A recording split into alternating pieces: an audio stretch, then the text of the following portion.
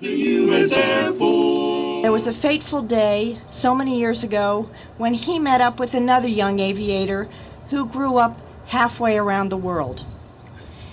Both of these have come to earn all of our respect, and we celebrate the spirit of aviation that brings these two men together, to celebrate not the differences but the similarities of all of us as people. We honor the men and women who have slipped the bounds of Earth, who have distinguished themselves, who have distinguished their country, and who have distinguished our community in Aviation Heritage Park. But I also want to honor the ordinary men and women who have done extraordinary things to make this dream a reality. Because you see, they created something out of nothing. They've dedicated thousands of hours of work, sweat, and determination. And the benefactors of their effort are all of us here, and they're also our children and our grandchildren, because for generations to come, they allow us to relive the memories of so many great men and women who have served our country and represented our community. From the halls of Montezuma to the shores of Tripoli, we will fight our country's battles in the air, on land or sea. First to fight for right and freedom, and to keep our honor clean. We are proud to claim the title of United States Marine. But the next exhibit at the Aviation Heritage Park will be an F-9F Panther jet painted in Blue Angels colors to honor the career of a naval aviator. That aviator is WKU alumnus Johnny Magda. We in Bowling Green, Kentucky will add one more honor for a true American hero who was recently inducted into the WKU Hall of Distinguished Alumni. A Hilltopper football and baseball player in the late 1930s and a fighter pilot during both World War II and the Korean War, Johnny Magda. Like Dan Cherry and Hong Mi, gives us proud reasons to celebrate this Aviation Heritage Park. Freedom is certainly not free.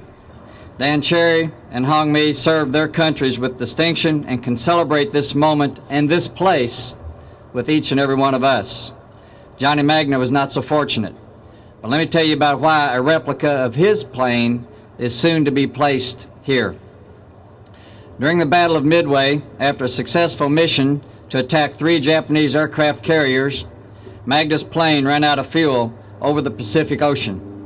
He miraculously survived.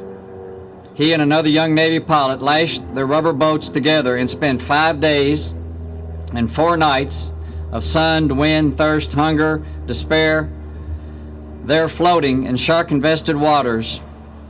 Rescuers found them 300 miles from where their plane had gone down. Later, the 2 pilots told of planes flying overhead that did not see them, of their ceaseless battle with sharks, and of remaining soaked from heavy ocean swells throughout the ordeal. The food supply for the period consisted of a bar of chocolate, a 3-ounce can of concentrated food, and a school of anchovies delivered through a thunderstorm in the ocean, and some water. John Magda was awarded the Distinguished Flying Cross, the Air Medal, and 2 Gold Stars for heroism and extraordinary achievement as a pilot and a leader of a fighter plane division. At age 23, he was a flying ace, but his stellar career in service to his country was far from over. In 1948, he served as a member of the 1st Jet Squadron to operate on board an aircraft carrier for the United States Navy. That year, he set a speed record in a Navy fighter jet by making the over 1,000-mile flight from Seattle to San Diego in 2 hours, 12 minutes, and 44 seconds. In 1949, he was assigned to the Blue Angels, the Navy's flight exhibition team, eventually becoming the Blue Angels commander. His team was later assigned to duty in the Korean War. John Magda was killed when his jet was hit during attack on North Korean and Chinese installations. Success is about overcoming fear and meeting challenges. Few fears and challenges can compare to those faced by John J. Magda and Dan Cherry and Hong Mi. I hope that current and future WKU students and those who visit this park in the future will remember and be inspired by the courage and perseverance in the face of overwhelming obstacles displayed by Johnny Magda and Dan Cherry and Hong Mi. Anchors away, my boys, anchors away.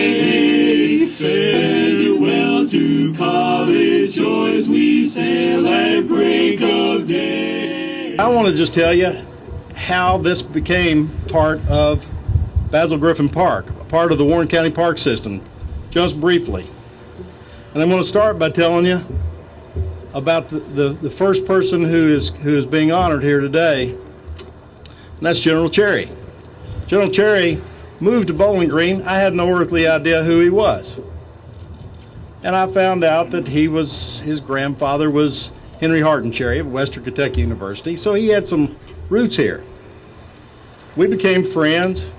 Well, General Cherry, at my request and at the urging of the mayor at the time, Mayor Johnny Webb, who had this brilliant idea about Operation Pride and cleaning up Bowling Green and the city, General Cherry agreed to be the first director of Operation Pride. And he started that initiative and carried it on and made it into what it is today. Many of you may recall also that General Cherry became the Secretary of Justice for the Commonwealth of Kentucky, that he was the first executive director and the man who built the Intermodal Transportation Authority in Kentucky Transpark. Some of you may know that his other grandfather was Dynamite Dan Sullivan, who operated one of the L&N railroad trains. He was an exciting fella and colorful and a great role model for General Cherry as he grew up.